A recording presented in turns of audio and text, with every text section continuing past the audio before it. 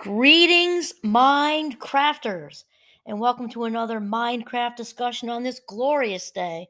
My name is Kimberly Quinn, and I am pumped, ever so pumped, to have this discussion on the way of the essentialist. And my inspiration today is from author Greg McGowan. He writes the book Essentialism, The Disciplined Pursuit of Less. And I think I mentioned I've joined a mastermind club, and I'm just incredibly inspired by these well-grounded, well-centered, authentic high rollers. I mean, they're just such a good group of people, and they've been turning me on to different books, and of course, I'm sharing some resources with them as well. And this one just has me so excited. I'm just, and it's amazing how the universe just hand delivers things when we're ready, or as they say, when the student is ready, the teacher appears, right? So that is definitely true for me right now with this whole lesson. And so the way of the essentialist is basically the relentless pursuit of less but better. It doesn't mean occasionally giving a nod to the principle. It means pursuing it in a disciplined way. So, essentialism, this is just the start of this conversation, is really about selective attention during the day to specific tasks. And of course, with my doctorate in cognitive psychology, I'm super interested in attention and memory. It's all connected, right? Attention, intention, memory, and all day long when we essentialism is about filtering what is sort of like a hard yes, and if it's not a hard yes, then it's a hard no, and that can be really tough to do in the beginning. And like we keep saying over and over again, whatever we practice, we inevitably, get good at.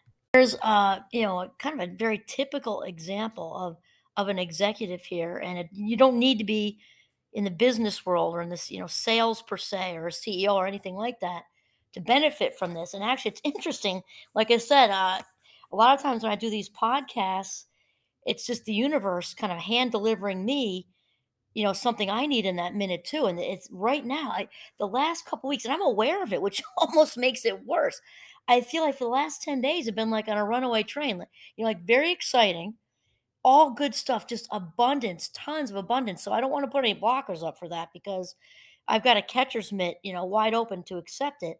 And that said, I've got to, kind of trim the unessentials to make more room for the essentials, like this awesome abundance that's been landing in my lap, it's like at warp speed.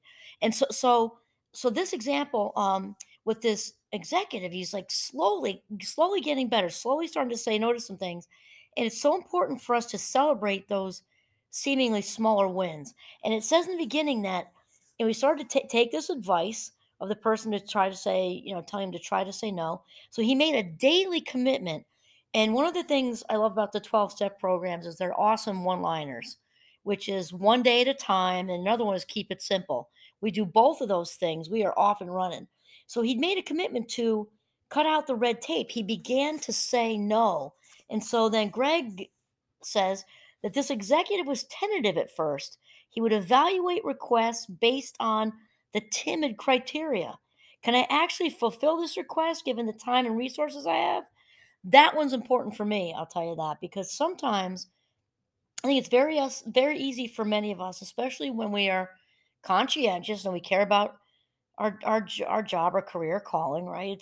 And for me, I just care so much about my students, their well-being, their success, the whole thing. I mean, I can really get that investment, whatever that means for you in your particular life. And sometimes it can get hard. You're like, what do you cut out? And so if the answer is no to can I fulfill this request with the resources I have, then he would refuse the request. He was pleasantly surprised to find that while people would at first look a little disappointed, they seemed to respect his honesty. This is because people respect strength. Opposite of that is people don't respect weakness. When we got like I'm just like a person who's like in noodle mode, with lower self-esteem, and they allow themselves to be walked on. I'm not judging that because that is often, the beginning to us turning things around. There's no way I'm judging that. However, in that stage, even good people can be naturally inclined to just not respect that because it's just true. We respect strength. We admire strength and we like to emulate strength. And that is just a simple truth. Um, so it's encouraged by his small wins, he pushed back a little more. Now when a request would come, he would pause and evaluate the request against a tougher criteria. Is this the very most important thing I should be doing with my time and resources right now? I love that because, I mean, we've talked so much in these various podcast episodes about life minutes, right? We only have so many. And as we get older, I'm a fabulous 58, there are fewer life minutes in front of us than behind us. So you better believe I'm super careful. If I'm in some kind of boring conversation, somewhere. I mean, you don't, it doesn't mean to be rude to people, just politely excuse yourself. If nothing else, the bathroom. No one's going to say anything to that. But I'm not going to waste even 25 seconds of one life minute to have that go down the rabbit hole when I'm going to want it later. When I'm 95 and heli skiing, like, no. And so it's just so important. Or we've also talked about it as a shit giving budget, right? If we had, just like I say, spend your life minutes as if they're cash. Same thing with how many shits do I give about that conversation? How many shits do I give about this ridiculous task to provide data for, like, who cares? No, I don't want to do that. Thanks for asking, right? And then he would say, as far as the question, we'll just repeat it to catch up again. If is this the very most important thing I should be doing with my time and resources right now? If he couldn't answer a definitive yes, then he would refuse the request. And once again, in his delight, while his colleagues might initially seem disappointed, they soon began to respect him more for his refusal, not less, because we respect confidence and strength when it's authentic, not ego driven stuff. We're not talking about that. We're not talking about faking having the world by the ass and being, arrogant. We're talking about authentic confidence. Kind of like that person just walks in the room with that authentic swag, kind of captures everybody's attention. And they may not even notice. And if they did notice, they might not even care. Why? Because they're authentic and they're not looking for anybody's approval. They just got it going on. They're in the zone. So then Greg talks about, he says, emboldened, he began to apply the selective criteria to everything, not just direct requests. In his past life, he would always volunteer for presentations or assignments that came up last minute. Now he found a way to not sign up for them anymore. Good for you. And then Greg talks about, he said he used to be one of the first to jump in on an email trail. Oh my God, I'm so over that. I have to tell you, I'm literally mid sentence in this great book right now. And all these reply alls, if I can dip out of that shit, I am out of it. I'm just telling you. And the discussions have to be interesting.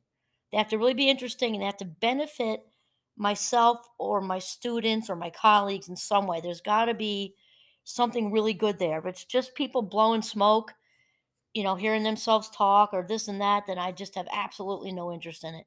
Okay, so he says he used to be one of the first to jump on an email trail, but now he just stepped back and let others jump in. He stopped attending conference calls that he only had a couple of minutes of interest in. That's another one.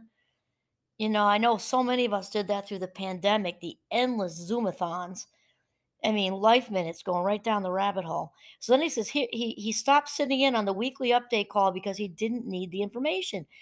This is the thing, life minutes, valuable life minutes, and life minutes are made up of life seconds.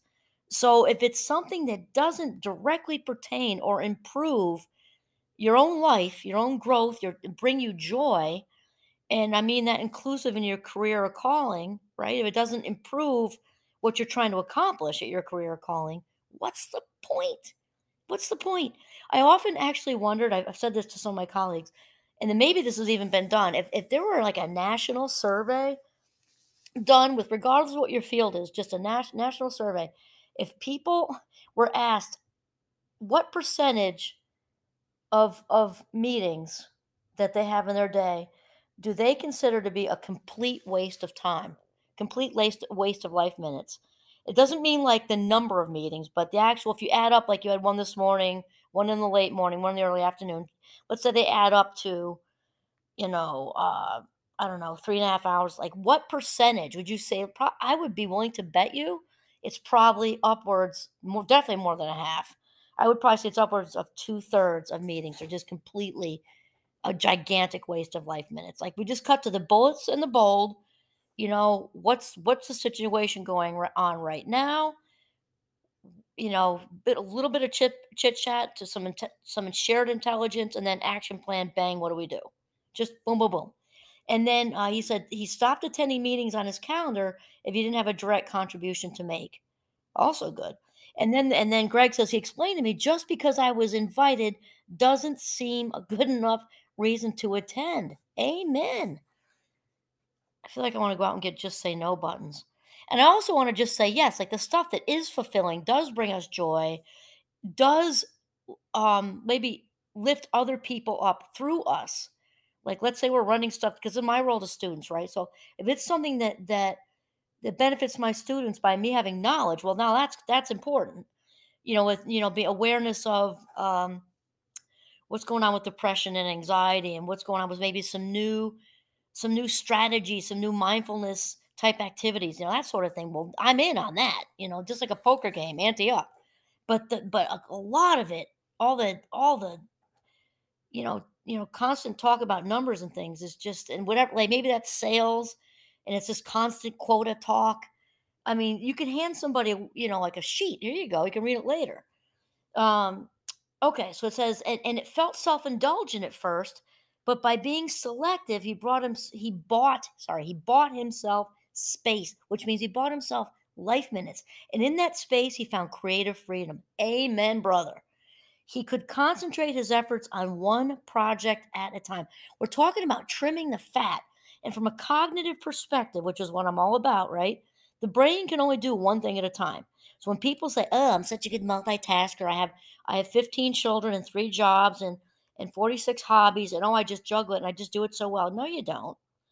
You don't, because the brain doesn't do it, does one thing at a time, and that's it. And when it appears like we're doing things all, sort of at once, is a quick shift in attention.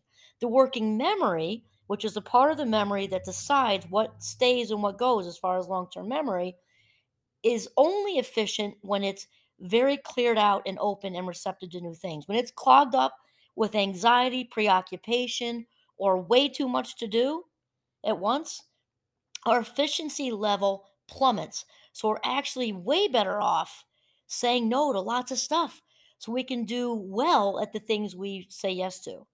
That's what we're talking about here. So he says he could concentrate his efforts on one project at a time. Awesome. He could plan thoroughly. Hear that? He could plan thoroughly. He could anticipate roadblocks and start to remove obstacles. Hear the efficiency in this. The efficiency in this essentialism. I am just like inches into this book, and I'm already loving it. And then Greg says instead of spinning his wheels trying to get everything done, he could get the right things done.